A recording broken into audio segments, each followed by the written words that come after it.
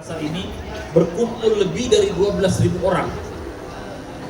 Nah, kalau resnya saya pikir ini sudah clear lah, sudah selesai.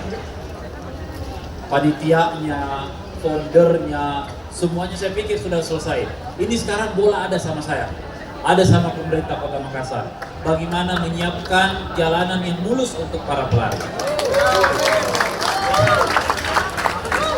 Bagaimana menyiapkan lampu yang terang di subuh hari untuk para pelari. Yes. Bagaimana mengamankan jalur di trek lari. Yes. Bagaimana menyiapkan personil-personil untuk menjaga race ini. Dan tentu petugas kesehatan yang harus terus ada untuk bersama dengan pelari. Ini di bagian race.